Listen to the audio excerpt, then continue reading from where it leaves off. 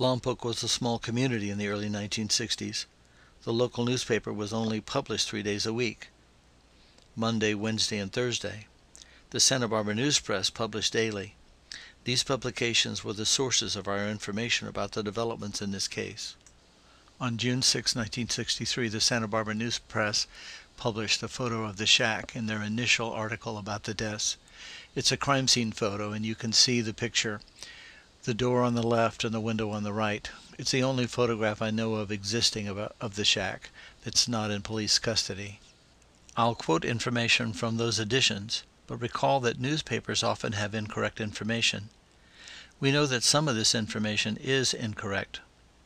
The headlines on June 6 of the Lompoc paper was, "Boy and Girl Slain on Beach, Bullet-Ridden Bodies Found Near Gaviota." Their high school senior yearbook photos were shown there. The article started 2 weeks of regular coverage of the murders.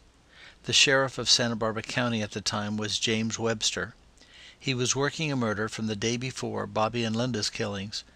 63-year-old Vern Smith was murdered by 3 young men on June 3rd. 2 men were captured and reported that a third man, reported to be 17 or 18 years of age, named Sandy, had actually stabbed Mr. Smith to death on Miguelito Canyon Road, 2½ miles south of the city of Lompoc, about 30 miles drive away from Bobby and Linda's murder scene. The sheriff was looking for Sandy and had not ruled him out as a suspect in Bobby and Linda's murders. They were also looking for another 17-year-old young man by the name of Richard Bell, who had stolen a .22 caliber pistol, fled to Sacramento, California, and told lies about taking the gun when he left Lompoc. He was eventually ruled out as a suspect. On June 10, 1963, the sheriff reported, quote, "Upwards of 40 persons in the Lompoc area have been questioned so far regarding the slayings," unquote. He reported that 4 detectives were working on the case. On June 10th, the sheriff is reported to have said that Bobby was shot 11 times and that Linda was shot 8 times. Detective Baker later reported that she was shot 9 times. Sheriff Webster also reported in 1963, according to the Lompoc Record, that Linda's body was nude and that a towel was wrapped around her face. Again, Detective Baker recorded that her one-piece swimsuit was cut down the front on both sides of her body. The 1963 paper reported that Bobby was wearing, quote, cut-off surfer shorts, which were very popular at the time. The 1963 paper reported that Bobby's lip was swollen, which led the sheriff to be quoted that "a fight may have occurred prior to the shooting," unquote. Another quote by the sheriff was, "The killer or killers apparently tried to set fire to the lean-to." A blanket over the front of the lean-to was found partially burned. Burned matches were found scattered about. According to the paper, shell casings from a .22 caliber weapon were found near the creek bed. The Santa Barbara News Press reported that a witness at the scene saw that Linda had been shot at least 1 time in the leg. On June 12, 1963, the Santa Barbara News Press, and later in the Lompoc Record, the sheriff announced that the ammo became the focus of the investigation. The sheriff said it was Western Super X .22 caliber long rifle shells, lot number TL21. He did not mention the brand, Winchester, as did Detective Baker later. A Sandy was being sought. Other individuals had been evaluated and cleared. A Clyde, who was an ex-serviceman and who was believed to have constructed the shack and lived there, was being sought by the department. On June 13, 1963, the Lompoc Record offered a $1,000 reward, and I quote, "for information leading to the arrest and conviction of the person or persons responsible for the cruel, inhumane deaths that have crushed the spirit of decent citizens," unquote.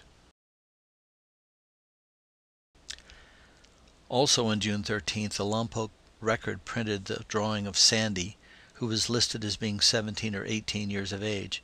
He was noted as being 5 foot 8 inches tall and about 150 pounds in weight. He had blonde hair combed like a surfer, with black framed glasses, with a prescription for nearsightedness. He was noted to wear size 31-inch trousers and to wear them low on his hips. He was supposed to be smoking Pall-Mall cigarettes.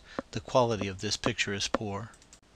On Monday, June 16th, the sheriff announced that the bullets again were the focus of the investigation. There were boxes filled with bullets. left at the crime scene, and they were believed to have been purchased at Vandenberg Air Force Base just north of Lompoc. He reported that the base was the only place that sold that lot number locally, but the price stickers typically found from the base exchange were not on the boxes. That may have meant that they came from something known as a battle pack. A battle pack, or a brick, was a large quantity of bullets located in one package. The Office of Special Investigation at the Air Force Base had joined the investigation. The sheriff also announced that the ballistic evidence determined that only one weapon was used in the double homicide. Finally, on that day, he announced that he sent 2 detectives to Santa Ana, California, to interview a subject thought to be Sandy. On June 19, 1963, the paper reported that a sniper was reported in the area near the murders before Bobby and Linda were killed. On June 2, 1963, several teenagers reported a sniper fired several shots at them while surfing south of Gaviota Beach, which is north of the murder scene. They did not see the shooter. There's a large place where people pull off the highway north of the murder scene and south of the state park where this may have happened. You saw it in the film earlier. It provides access to the beach. The sheriff noted another report of shots fired at Tahigas Beach, a few miles south of the murder scene during the same time period. 3 teenagers reported these shots but did not see the shooter. This incident took place at daybreak. He also announced a second location that sold the same ammo lot numbers in question in the month of April 1963. It was a store in Santa Barbara. Sandy has not been found as of that date and has never been found to my knowledge. The Santa Barbara News Press reported that 2 men were in the shack shortly before the murders and reported having 2 gunshots fired at them from the railroad tracks. No additional information was found in the paper for some time. The regular flower festival started in the Lompoc Valley shortly after that point, and the focus of the paper changed. The next year, Sheriff Webster identified a possible suspect following the death of a newly wedded teenage couple in San Diego, California. John and Joyce Swindle were 19 and shot numerous times while walking along the beach there. The killer used a .22 caliber rifle and perched on a crag above the beach. He first wounded them and then peppered their bodies with bullets. This information is from the San Francisco Chronicle newspaper article dated February 8, 1964. The Los Angeles Times on the same day reported the Santa Barbara County Sheriff is associating this crime with the death of Bobby and Linda. A beachcomber, who is described as 6 feet tall and about 160 pounds, was suspected. He was believed to have built the shack at Bobby and Linda's murder scene and lived there in isolation for years. Ballistic tests proved the couples were not killed by the same weapon. Reportedly, the individual was later identified as one George Gill and cleared of Bobby and Linda's murder. I do not have confirmation of that fact. In 1970, the case was assigned to Detective William Baker in the Santa Barbara County Sheriff's Department. He reported that he was not able to spend much time on the case until 1972.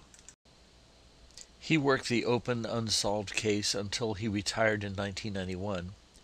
You can find his detailed report of the case in the archived message board at ZodiacKiller.com.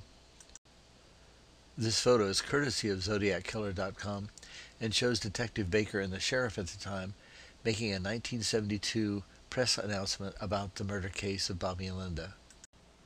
On the message board at ZodiacKiller.com, Detective Baker only gives non-classified information to the public.